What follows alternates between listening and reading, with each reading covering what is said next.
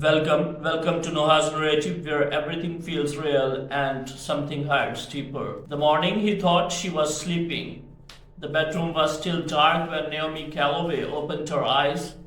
No alarm had gone off, no sound had startled her awake. It was something else entirely, a shift in the air, a change in the rhythm of the room that her body recognized before her mind caught up. Fletcher was moving, not loudly. Fletcher never did anything loudly when he was trying to hide it.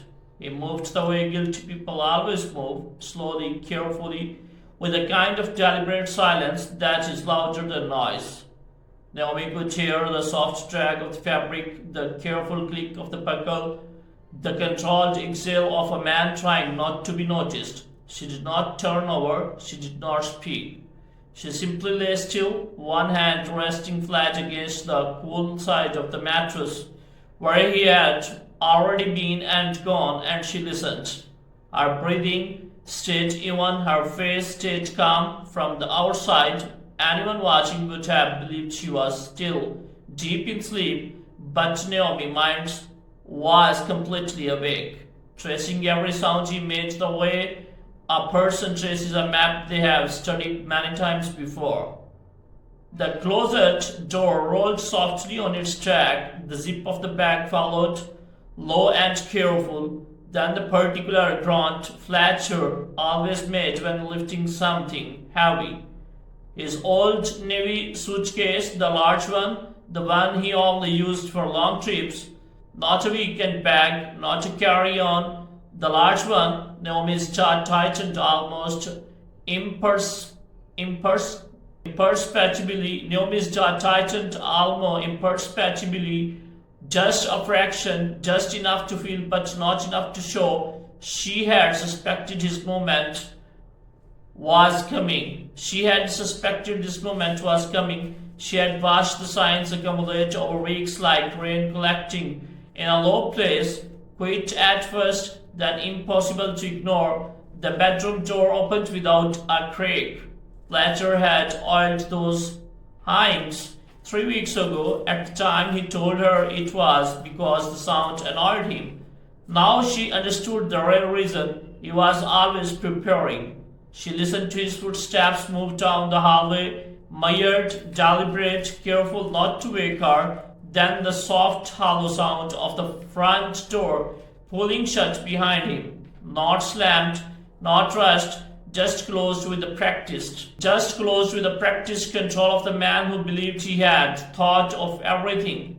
Naomi waited. She counted 30 seconds in her head, then rose from the bed with a quick grace. She counted 30 seconds in her head, then rose from the bed with the quick grace of someone who had made peace with a decision long before this morning arrived. She crossed the room and stood at the window, pulling the curtain back just far enough to see the street below. Fletcher was loading the navy suitcase into the back of his car. He moved quickly now, no longer needing to be silent, his shoulders loose with a kind of relief that confirmed everything. He did not glance up at the window, he did not hesitate. He simply climbed into the driver's seat, started the engine, and pulled away from the house without looking back once. Naomi let the curtain fall. She stood in the stillness, arms folded, breathing slowly. There was no trembling in her chest, no sudden collapse of the composure, only a quick grounded awareness, the feeling of a woman who had been watching a storm gather for a long time and was not surprised when the rain finally came. She walked to the kitchen, filled the kettle, and set it to boil. Her phone lit up on a counter. 28 minutes later, she crossed the kitchen, picked it up, and looked at the screen without rushing. The message was from Fletcher's number. Inside was a photo. Fletcher and a young woman named Priya Anand, his colleague from the logistics firm, both leaning together in an airport seat, her head tilted toward his shoulder, his face wearing a grin that Naomi had not seen directed at her in years. Beneath the photo, Fletcher had typed 4 words, "Goodbye, you have nothing." Naomi read the words once, then she set the phone face down on the counter and poured her tea. For a long moment she stood at the window, watching the pale morning light stretch itself across the neighborhood rooftops. A bird landed on the fence post outside, studied the yard briefly, then flew away. The kettle ticked as it cooled. Then the corner of Naomi's mouth moved, not in sorrow, not in shock, in something far quieter and far more certain, the faint expression of a woman who already knew the ending of the story before the other person had finished telling it. Because what Fletcher did not know was that 14 minutes before he carried that navy suitcase out of the front door, Naomi had made a phone call, one call placed in the dark stillness of early morning while he was still fumbling with his belt in the bathroom, one precise, deliberate call to a man named Solomon Reeves, who had spent the previous 3 days doing exactly what she asked. The photo was meant to break her. It only confirmed she had moved at exactly the right moment. The move she made before he walked out, 3 days before that quiet morning, Naomi had been standing in the kitchen when she noticed Fletcher's jacket hanging over the back of the chair. He had left it there carelessly, the way he left most things, assuming someone else would move it or manage it or simply tolerate it. She picked it up to hang it properly and felt the slight weight of his phone in the inside pocket. She hesitated, then she removed it. The screen unlocked without a passcode.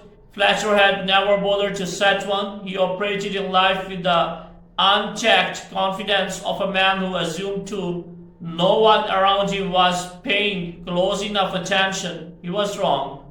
Naomi scrolled through the message quickly. What she found did not arrive like a shock. It arrived like confirmation, clear and cold, and absolutely damning. Conversations with Priya going back 4 months. Plans written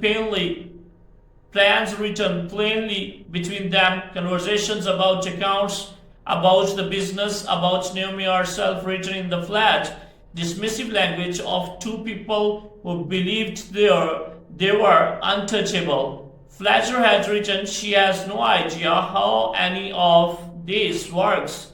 Once the transfer clears, she'll be left with debt and a house she can't afford. Naomi read it twice, then she put the phone back in the jacket pocket, hung the jacket on the hook near the door, and sat down at the kitchen table. She did not cry, she made a list.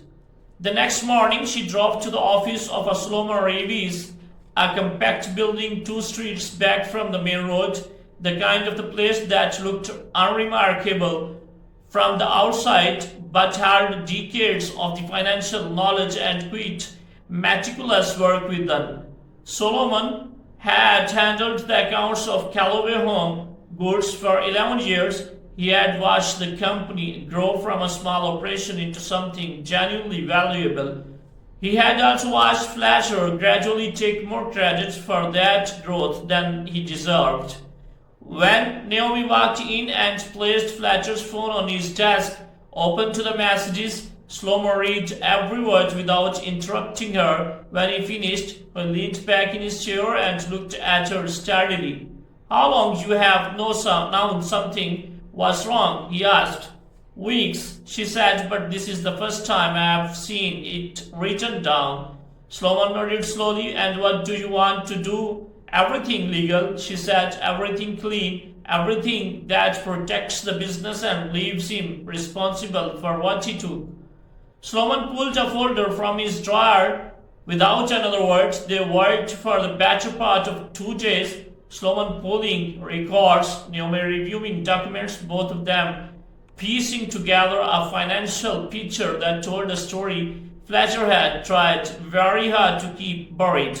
Unauthorized withdrawals, a personal loan taken against the company's assets without Naomi's signature, payments made to accounts connected to Priya, purchases that had nothing to do with home goods or suppliers, or anything remotely connected to the business.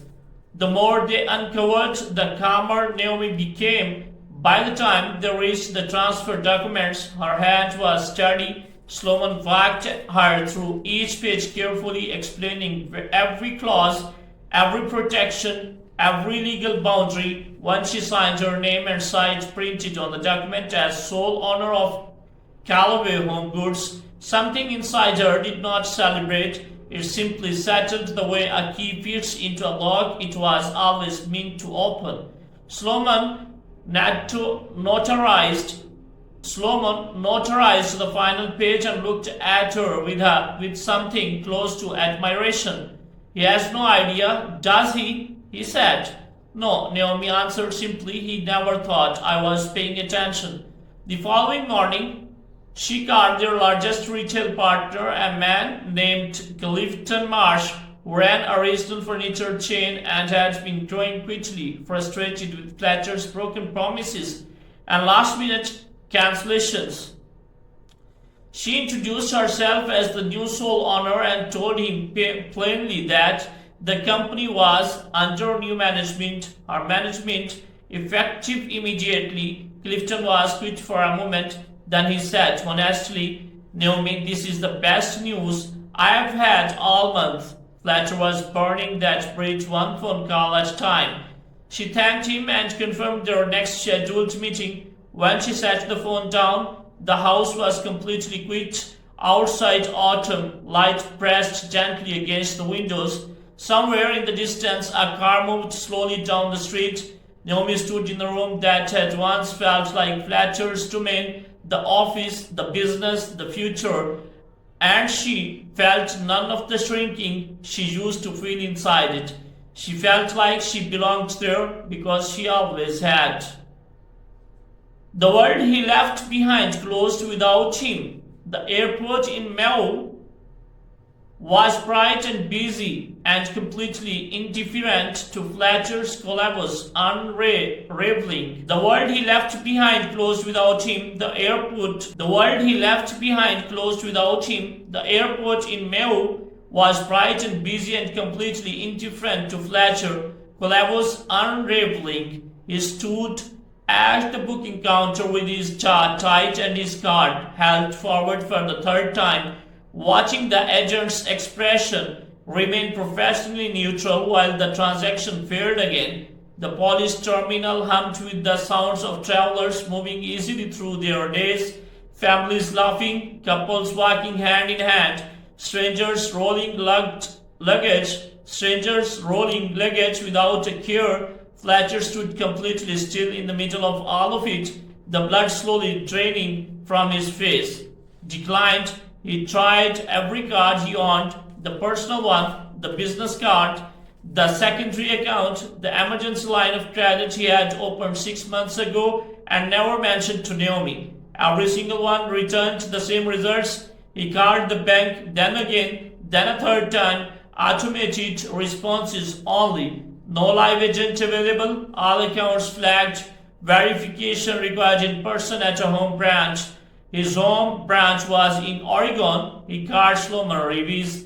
Voicemail. He called again. Voicemail. He left a message that began calmly and ended in something closer to controlled panic. They stood very still and understood slowly and completely what that silence meant. Priya Anand sat in a row of seats 20 feet away, watching him with an expression that had shifted steadily over the past 10 minutes from impatience to irritation to something colder. Tell me you have a backup plan, she said when he walked back to her. There is a situation with the accounts, Fletcher said carefully. Temporary? How temporary? He did not answer immediately, and Priya read that pause with the sharp accuracy of someone who had made a calculated decision and was now watching it fail. You told me everything was handled, she said. Her voice was flat, no warmth in it at all. You told me she would never see it coming. You told me the money was already moved. It was. Then why are we still sitting in an airport with no tickets and no money and no plan? Fletcher tried to explain. He used words like temporary and technical issue and sorted by tomorrow, but each one landed emptier than the last. Priya watched him the way someone watches a building they once admired begin to crack, not with sadness, just with quick recognition that it was always going to happen. She picked up her bag. "I'm not doing this," she said. "Priya, just wait." "For what?" "Fletcher, it was not a question. You convinced me you were someone worth leaving everything for, but you can not even buy a plane ticket." She walked away without looking back. Her heels clicked across the polished floor with sharp, final precision, and then she was gone, swallowed into the moving crowd, and Fletcher was standing alone under the bright airport lights with an empty wallet and a ringing phone. He answered it immediately. Bridget, thank goodness. Bridget, thank goodness. His voice came out rougher than the intended. "Listen, I need you to talk to your mother. Something has gone wrong and I need someone to." "Dad." His daughter's voice was quiet and controlled in a way that felt unfamiliar. "Stop." Fletcher stopped. "I know everything," Bridget said. "Mom told me, and before you try to reframe it, I have already seen the messages. I know about Priya. I know about the accounts. I know what you plan to leave her with."